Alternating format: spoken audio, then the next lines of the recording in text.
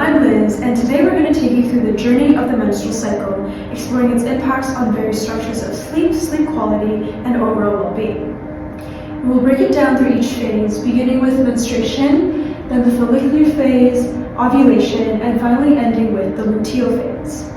For many individuals, their quality of sleep is not only about good sleep hygiene, but it's also influenced by hormonal fluctuations.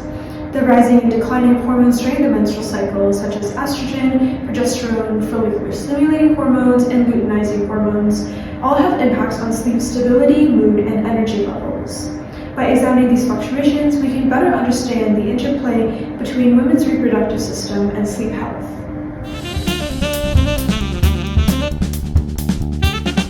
Starting off with the phase that marks the start of a new menstrual cycle, we have menstruation, also known as menses, the menstrual period, or outflow.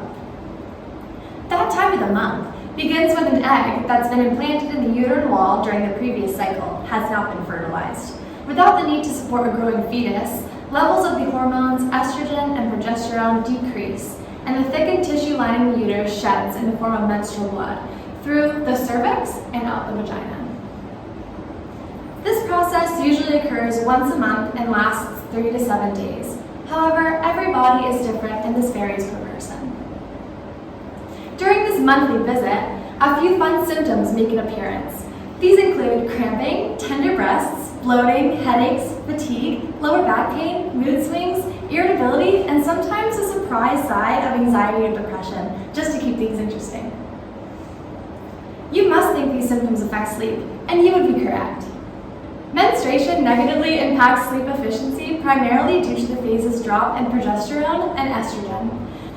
Progesterone is crucial in promoting relaxation and regulating the sleep-wake cycle, while estrogen helps regulate the body's temperature, mood, and response to stress. Progesterone and estrogen decreases can lead to increased feelings of anxiety or restlessness, making it difficult to fall asleep.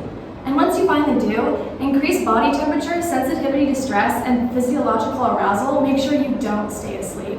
Not only this, but drops in progesterone and estrogen lead to less slow-wave sleep and less REM sleep, affecting this quality of your snooze. These effects spark a vicious cycle with the possibility of sustaining past the 7-day phase, as decreases in REM and slow-wave sleep worsen cognitive function, emotional regulation, and physical recovery, leading to the exacerbation of menstrual symptoms and perpetuating negative sleep patterns and disorders such as insomnia. If that wasn't enough, discomfort, stress, and fatigue outside of the hormonal impacts also affect sleep. Cramping and ill-fitting pad usage could lead to discomfort, causing periods of wakefulness. And additionally, increased feelings of stress due to measures menstruating individuals must take when dealing with the menstrual flow, such as needing to constantly check for menstrual leaks or avoiding certain activities, could also lead to sleep fragmentation. Now, let's move on to the follicular phase with Miss Miranda. Hi everyone, I will be focusing on the follicular phase, one of the key stages of the menstrual cycle. This phase is considered pre-ovulatory and can range from day 1 to day 14 of your cycle, although of course this timeline changes from person to person. Let's break down the physiological processes and explore how this phase influences sleep and hormonal regulation. How does it all start? Well, Chloe, it starts with the breakdown of the corpus luteum, which leads to a decrease in estrogen, progesterone, and inhibin A levels. This hormonal drop triggers a positive feedback mechanism on the hypothalamus and the anterior pituitary, releasing gonadotropin-releasing hormone, also known as GnRH, and increasing the levels of follicle-stimulating hormone, also known as FSH. FSH stimulates the ovaries to develop several primary follicles, seen here. These follicles secrete estrogen, primarily estradiol, which contributes to the maturation of the ovarian follicles. Skipping to the end of this phase, estradiol levels increase significantly, as you can see in the blue. And there's a surge of luteinizing hormone, also seen in yellow. This surge signals the end of the phase and initiates ovulation. Research shows that sleep patterns fluctuate with the hormonal changes in the menstrual cycle, and as you just heard, there are many changes in hormones during this phase. For instance, it has been shown that estradiol can influence circadian rhythms and the sleep-wake activity, either directly or indirectly through the suprachiasmatic nucleus, also known as our internal clock. In terms of sleep disturbances, women often report an increase at the beginning of the follicular phase, particularly around menstruation, and sleep spindle activity also tends to increase as the cycle progresses from the follicular into the luteal phase. This could be potentially due to rising progesterone levels. PSG studies have not consistently shown significant differences in total sleep time, sleep efficiency, slow wave sleep, or non-REM sleep during the follicular phase. However, hormonal studies have revealed that LH pulses during this phase are influenced by sleep architecture. Brief awakenings can facilitate LH impulses, while REM sleep appears to inhibit them. This relationship could be crucial for understanding hormonal regulation in normal versus disrupted cycles, such as in cases of polycystic ovarian syndrome. Now that we've discussed the follicular phase, let's move on to ovulation with Allie and Liz. Thanks, Miranda. Marking the third phase is ovulation, occurring roughly halfway through the cycle on day 14 with a duration of about 16 to 32 hours. Estrogen levels will rise until it peaks and remaining at its critical level for around 48 hours. It modulates the positive feedback loop on the hypothalamus mentioned by Miranda earlier, stimulating the increase of GnRH, causing a surge of LH. And this influx of LH breaks down the ovarian walls, which allows the mature follicle to pass and enter the fallopian tubes and remain there unless it's fertilized. Research also shows that the gonadotropin FSH and sleep duration may be positively correlated. For example, in one study, they found higher levels of FSH in long-time sleepers compared to short-time sleepers. Estrogen also has many reported effects on sleep structure, right? Absolutely. It's said to decrease sleep latency, the amount of waking throughout the night, and causes spontaneous cycles of arousal. One study examining sleep latency and fragmentation throughout the menstrual cycle found that during the time estrogen peaks in ovulation, REM sleep latency decreases. Shortened latency was associated with increased arousal during REM sleep. And arousals in this case were depicted in the EEG, showing not full awakenings in the brain, but more so like wakefulness patterns in the brain. And they also found more frequent brief awakenings in REM sleep observed in patients during ovulation, suggesting that the continuity of REM sleep was fragmented. These findings were correlated with estrogen's influence on arousal of neurotransmitter systems, especially in women with higher hormone shift sensitivity. On the other hand, estrogen is also reported to increase sleep quality because it keeps the central temperature of the body cooler, specifically throughout the night compared to other phases of the menstrual cycle. And it makes it easier to fall asleep because cooler temperatures will stimulate the pineal gland, which will release melatonin, a hormone regulating the sleep-wake cycle. Estrogen also acts as an antidepressant by enhancing the synthesis and release of serotonin activity in the brain.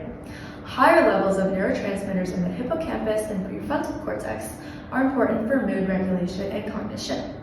Lower levels contribute to the worsening of sleep stability and quality, especially during times of mood swings and depressive episodes.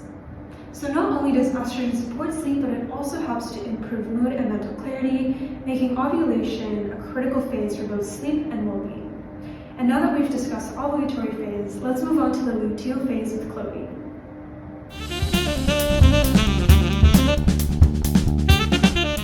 Hello everyone! Now that we've covered the menstruation, follicular, and ovulation phases, let's dive into the luteal phase, the last stage of the menstrual cycle and one that significantly impacts sleep. This phase begins right after ovulation, typically around day 15 in the cycle and continues until the next period. During this time, the uterus prepares for a potential pregnancy by thickening its lining, and an egg travels through the fallopian tube to the uterus. Wow, that's a lot of internal stuff going on, Chloe. It sure is. With all these internal changes, it's no surprise they affect sleep too. Let's explore how. Throughout the menstrual cycle, hormone levels shift, particularly estrogen and progesterone. Progesterone, which is elevated in the luteal phase, raises body temperature. Since lower body temperature supports sleep onset, this rise can delay sleep and lead to lighter, more disrupted, and less REM sleep. These hormonal shifts also impact our circadian rhythm, which is the body's internal clock that regulates the sleep-wake cycle. Elevated progesterone can create a misalignment between circadian rhythms and the sleep cycle, resulting in shorter, less restorative sleep. Interestingly, the menstrual cycle can also influence sleep spindle frequency.